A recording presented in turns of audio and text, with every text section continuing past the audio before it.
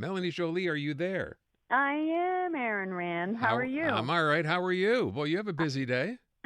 I'm sorry about that. That's okay. I'm happy to be on air with you. Oh, and How look, are, look, our time's up. Thanks so much for calling. No, I'm kidding.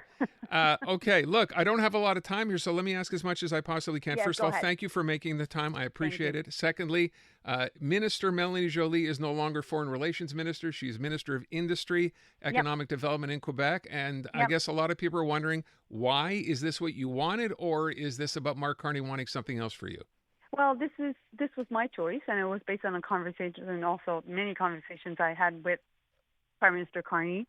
Because for a long time, I wanted to go back to my roots. I'm a businesswoman, and I wanted to have an economic portfolio. And so I've been traveling the world, and it's been the honor of my life to be the foreign minister for 4 years. But at the same time, I know that the number one issue in the world for Europeans, for Americans, for people in Asia is the economy. And I've seen it time and time and time again. And so I really understand what's going on geopolitically, the tensions, the fact that we're much more in a dangerous world, but it's having clear impacts at home, affecting people's livelihoods, jobs, and we are now in this trade war with the US. So I wanted to leave the diplomatic front, so really the causes of the conflict, to really work on the economic front and basically the consequences of the conflict. And the tariffs have been really hurting and biting, but more things are continuing, more there will be an impact. So that's why I wanted to be that minister in charge of our economic response, and that's what I will be doing. So, a couple of things here. You're sworn in on Monday as the new cabinet minister, and then boom, Honda announces, that giant EV plant and the facility we'd have out in Yeah. Alliston, Ontario. Sorry, we're going to hmm put it in delay for 2 years. That's now sort of in your portfolio, is it not? Yeah, it is. It is. And, that's another impact of the Trump administration. It's because of, yes, the trade war, but it's more than that. It's because President Biden had put in place the Inflation Reduction Act, the RA, supporting a lot of the EV investments, thinking that that was the future of the auto sector. And now Trump is not going ahead and getting rid of all the plan that Biden had put in place. So it's creating a lot of economic uncertainty. So my job was really to reach out to the Honda CEO, which I did. I spoke to Dave Jemison yesterday.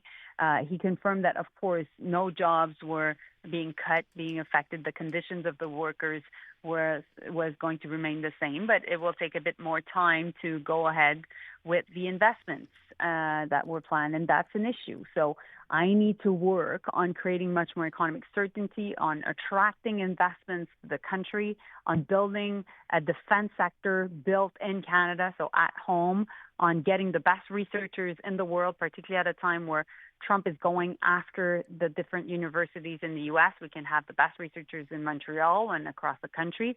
And I want to work on building the fact that Canada can be an energy superpower.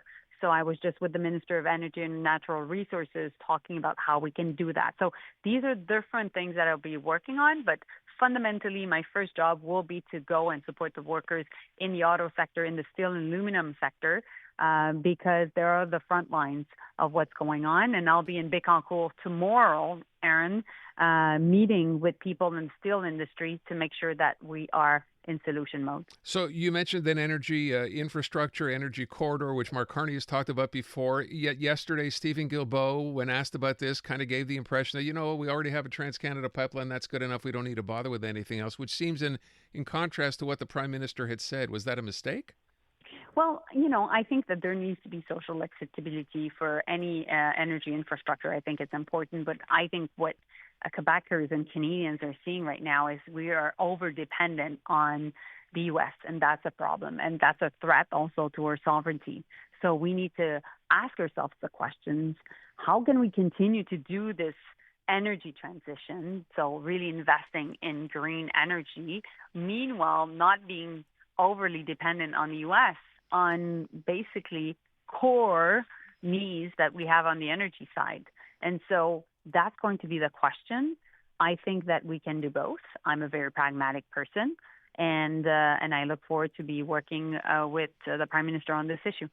So you're also part of your portfolio has economic development as it relates specifically to Quebec. I'm just going to It touch on is. this energy situation again. We've heard Francois Legault, who of course previously had called it dirty oil. Well, that was then, this is now, and based on what we have from Trump, now all of a sudden maybe pipelines are in the question to run, through Quebec. Is that something you will be talking to him about? Well, there's no project on the table right now, so I won't go into any form of hypothetical questions. But what we need to ask ourselves is how much do we don't want to be dependent on the U.S. at a time where there was real threat to our sovereignty, and Canadians and Quebecers went to an entire election where that was the ballot question. Meanwhile, I think what Premier Legault wants and what all Quebecers want, and that's definitely what we want as a government, is to create jobs at a time where it's difficult to create Yeah. jobs because of what's going on south of the border. So we can do both. That's why I'm heading, like I was saying, to Bécancour tomorrow. But that's why also I'll be working very much to create good jobs in Montreal, particularly in the aerospace sector. As we know, we can invest in Bombardier, CAE, and all these really flagship companies in Montreal. And we're building and investing 2% and even more of our GDP in defense. All right, we're going to have to leave it at that. I thank you for the time. I always It's a appreciate it. pleasure. Hope we Thank can you chat so again. much. Of course, we'll do. Guys, have a great day and a wonderful Thursday.